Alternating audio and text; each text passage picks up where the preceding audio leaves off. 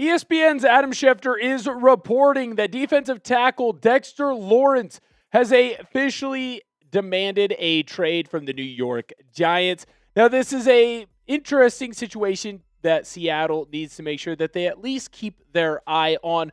Lawrence has been someone for the last couple of years who's been trying to work out a deal with the New York Giants. He wants a contract deal redone. He wants to be extended. He wants to make more money, which I completely understand. Now, the New York Giants and Lawrence have not been able to get anything kind of fixed or figured out. Now he has demanded a trade. Will the Giants trade him?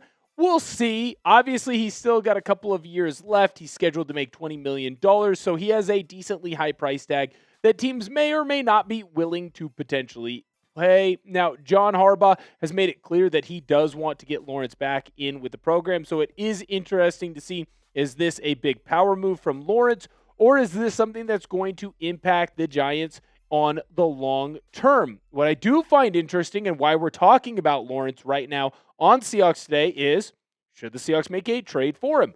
Lawrence had a lot of success playing alongside Leonard Williams when they were both playing together in New York. Maybe it makes sense. When we look at Dexter Lawrence in his 2025 season, it was his worst year as a pro.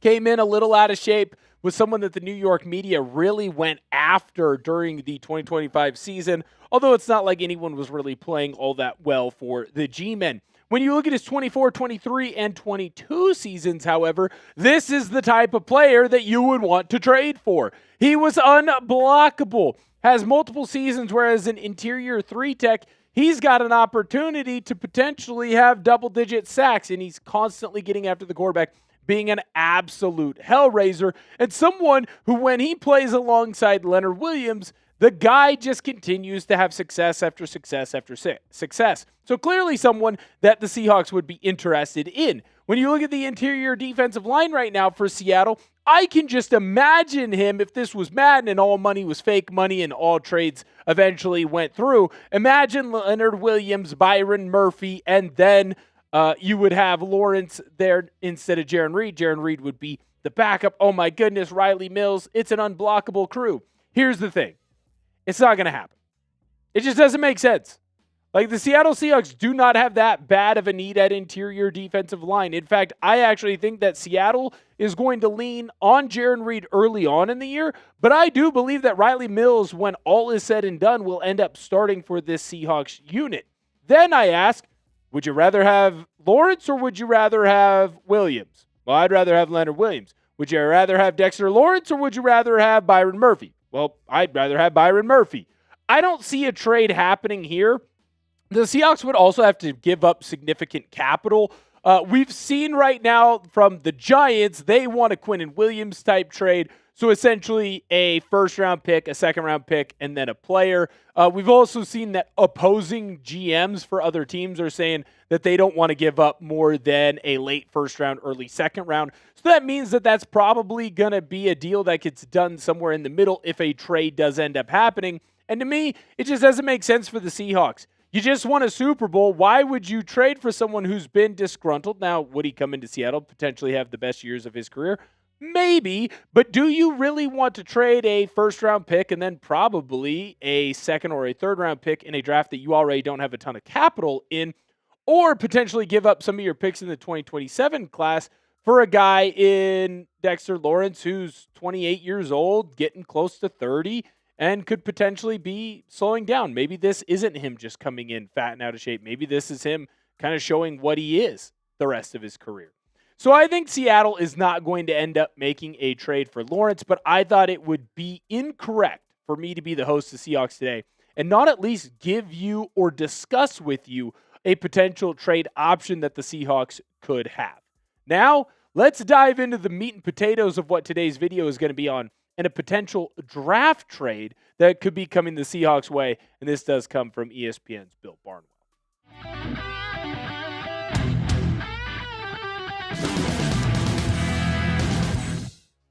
I'm Will Ordner. This is Seahawks Today, and we're talking about some draft day trade rumors.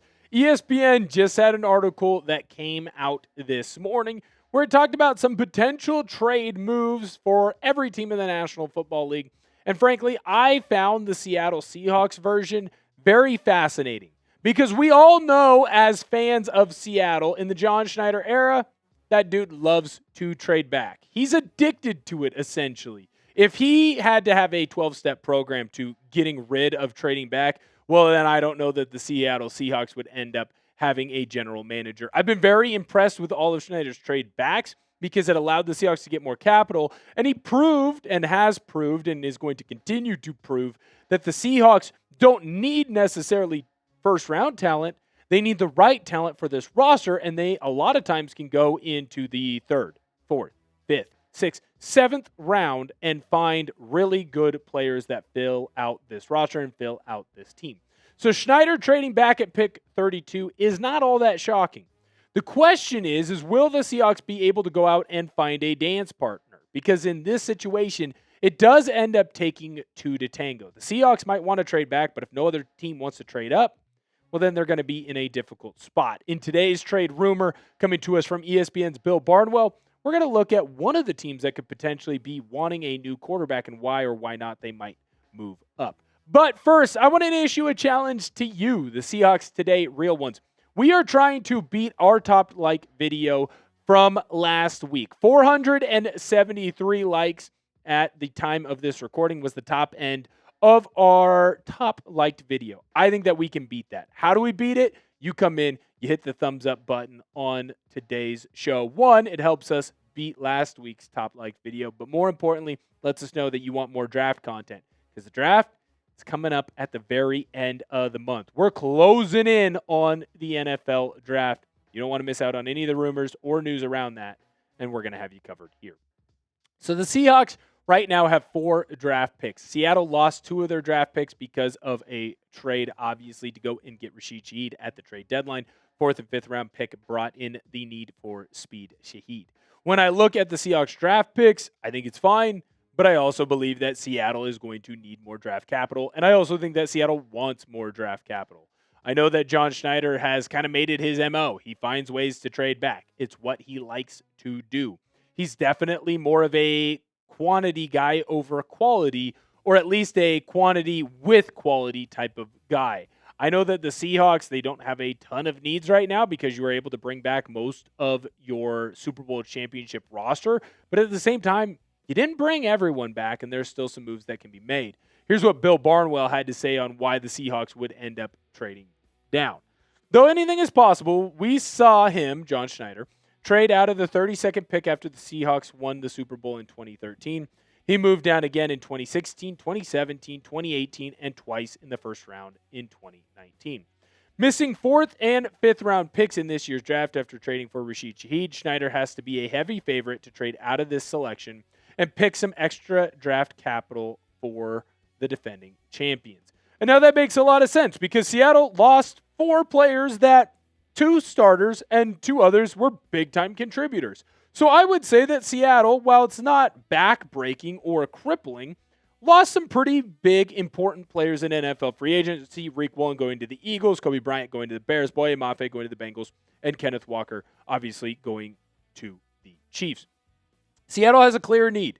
Seattle clearly is going to want to go out and try and get at least someone at the top 3 positions. I'm always going to say that it'd be nice to grab a guy in that 4th spot. Dexter Lawrence, obviously, he ended up asking for a trade in New York. I don't think that the Seahawks would end up going after a guy like that on the interior defensive line just because you're going to have to give up a ton of capital, and there's no reason when Seattle has a solid crew there already, but potentially interior defensive line, much like offensive line, Seattle could go after someone in that kind of situation as a 5th potential big need spot. In my opinion, it's always better to get more draft picks because not every draft pick is going to be perfect. There's a lot of different guys out there who failed. For every Bobby Wagner and Russell Wilson, 2 guys that had a lot of success in Seattle that were day 2 draft picks. I mean, Richard Sherman, he was a day 3 draft pick, a lot of success. There's Aaron Curry's, right? Aaron Curry, top-end draft pick, didn't really pan out for Seattle. So get more draft capital so that way if one guy doesn't end up hitting, hopefully you can end up hitting on a couple of others. I kind of view the draft to a degree to end up being kind of like baseball hitting percentage or hitting average, right? Batting average. If you end up hitting a home run, every 15 at-bats, you end up getting on base 3 out of every 10 at-bats, you're going to end up being a Hall of Famer. That's kind of what John Schneider and I think the Seahawks are going to do with this NFL draft. Make sure that you predict it down below in the comment section because I want to hear your opinion. Will the Seahawks move back in this draft? Yes or no? Let me know what your personal opinion is before we really dive into what Barnwell wants the Seahawks to do in this breakdown of his most recent ESPN article. So Barnwell has made it clear that he expects the Seahawks to move back. The question is, what team would end up moving up with the Seahawks? And the big reason is, why would this team end up moving up with the Seahawks? Ty Simpson has become a very fascinating player. Would the Browns be interested in making a deal? Now, Mel Kiper might say no, but Barnwell says yes. Here's what he had to say on that. The Browns would pick up the phone, and this could be to land Ty Simpson or the quarterback of their choice. The Jets and Cardinals pick at numbers 33 and 34, respectively, and could draft Simpson if he's still on the board at the start of day 2. Taking Simpson at this point of the draft also wouldn't preclude the Browns from drafting a quarterback in 27 if they're not in love with what they see from the former Alabama QB as a rookie. Barnwell came up with a trade idea on why the Browns would move up. Obviously, the Jets and Cardinals, they need a quarterback. They are both in situations where they have bridge quarterbacks right now. Where the Browns, I think if they don't end up loving Shedeur, and if you love Deshaun Watson, one, I probably don't like you. But if you have belief in either one of those two, I don't know that the Browns would end up making this trade, but it is possible that they could move up if they fell in love with a guy like Ty Simpson. So Barnwell's trade idea would be a second-round pick in this year's draft, a third-round pick in this year's draft, and a fifth-round pick in this year's draft for the Browns to move up to pick 32. They would have to do this, obviously, because they would need to jump the Jets and the Cardinals, two teams that are clearly primed to go up and get a Ty Simpson if they really fall in love with him. I'm going to break down why the Browns may or may not do this while also breaking down why I think this is a gigantic win for the Seattle Seahawks. But first, I got to tell you about some other wins, and that's if you go and get our Seahawks Today merch. I got my Seahawks Today t-shirt on myself. We got that in multiple different colors. We have a ton of Champions gear as well. Mascot, player, coach, you're going to love them all. We have hoodies as well. In Detroit, Michigan this weekend, I needed one of these hoodies. Comfortable and keeping you warm. We also have the Mob Mentality t-shirt as well. You can go grab yourself that. That's what got this all started. We're going to have the link to all those down below in the comment section and description of today's video. You click that link, it'll take you right where you need to go. You grab a t-shirt. We're going to shout you out on a future show because, one, we want to make sure that you feel the love, but two, and I think this is the most important, those who support us, we're going to make sure that we support them as well. Thank you guys so much if you go and grab one. So why would the Browns end up making this move? That's a question that I found myself asking myself as I kind of went through scripting this video. And I think it's clear. In this league, quarterbacks win championships. Even in the Seahawks case, where a lot of that championship was won by the defense. Let's be honest. That's the best defense in the National Football League. Seattle is not in that position without that defense. When you needed him most in the NFC Championship game, Sam Darnold effing delivered. He did. And Sam Darnold played well enough to win you a Super Bowl. So if you want to win a Super Bowl in the National Football League, you need to make sure that you have a quarterback that at the very least can game manage your team into that role. And a lot of people, Dan Orlovsky is kind of leading the charge on this, really believes that Ty Simpson is going to be that type of quarterback, or at least has the opportunity to be that type of quarterback. Last season at Alabama, obviously started the year off hard. Now, he did end up falling back to earth a little bit towards the end of the year, but that could be attributed to multiple different injuries that he ended up suffering. A lot of people are going to remember the Rose Bowl where Simpson struggled against Indiana. I'd make the argument, and I think a lot of other people would make the argument too, that one, everybody struggled against Indiana. Two, I think that Simpson was clearly dealing with an injury. Very good year as the starter for the Alabama Crimson Tide going through the SEC. You got to be pretty darn talented. And Simpson won a lot of big-time football games for them. He can make all the throws. He's very accurate as a quarterback, and he is someone that I think could very easily step into a game manager style of role like we've seen guys throughout the National Football League do, and he could end up leading a team to a Super Bowl. When we look at Cleveland, obviously their quarterback room is a mess. And right now, I would say, I think it's pretty fair to say, Shedeur Sanders is the number one quarterback on that roster and with that team. The question is do they believe that he is a number one quarterback in the National Football League? We've also seen with Haslam, the owner there, that sometimes he just makes moves that he thinks are right in the moment. There's no reason to draft 2 quarterbacks in last year's draft. The Browns did. The Browns gave maybe the worst contract of all time to Deshaun Watson, and it is clearly not paid off. The Browns, they're not afraid to make a bunch of moves, whether it's the right one or the wrong one. It just seems like as long as they stay in the news, they enjoy making moves. I love this move for the Seattle Seahawks personally because you are going to get more draft capital. And while I don't necessarily know that the Browns are going to be the team that moves up in this situation, I do think that they're potentially one of the teams. I think that the Cardinals and Jets are obviously going to put a lot of pressure on teams to want to move up to go and get Simpson, especially if they can get him in the first round still, where they get that 5th year of control with the team option that they would not get in the second round. And for Seattle, if you get to a spot where there's a big-time player that teams are interested in, that teams want, well, they're probably going to be willing to give up more capital to go and get them. When we look at what the Seahawks would get in draft picks after this potential trade, you now end up having 4 day 2 draft picks, and you get an extra day 3 pick as well. You go from having 4 picks to now having 6, and I think that that's going to be a big deal for this Seahawks team. I think there's a lot of players in the positions of need that Seattle want to go after that are still going to be there in the second round. And at pick 39, it's not like you're dropping completely off the board. You now have an early second round pick and a late second round pick and an early third round pick and a late third round pick.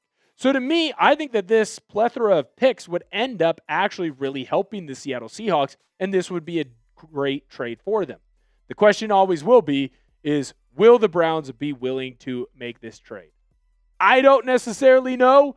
Our chat sports host, J.O.D., Joey O'Donohue, is a big fan of Shedeur Sanders, so I'm sure in his eyes, this would not be a move that was made. But if you are the Browns and you don't trust Shedeur, and I don't know how you trust Dylan Gabriel necessarily or Deshaun Watson, you probably need to go get a QB. This wouldn't stop you from getting a QB in 27. If you think Simpson's the guy, why not make this trade? I'll ask you down below in the comment section, do you agree that this is a win-win trade for both teams? Let me know if you agree or disagree with me down below in the comment section. I think if you're disagreeing with me, you're essentially saying it's a lose for the Browns because they already have their QB of the future, which that could be potentially true as well. If you like this video and you want the Seahawks to make this trade, go and hit that thumbs up button. We really appreciate it. We love doing rumors videos here on the channel. Always think it's smart to kind of break down some of the craziness that could happen with the Seahawks because usually those rumors, eventually, a couple of them end up being true. We want to make sure that we get that information to you first. Hit that subscribe button as well. If you made it to the end of today's video, you love our content. We have a ton more content just like this. We're going to keep you up to date on everything Seattle Seahawks. Thank you guys so much for viewing today's video. I can't wait to see you next time.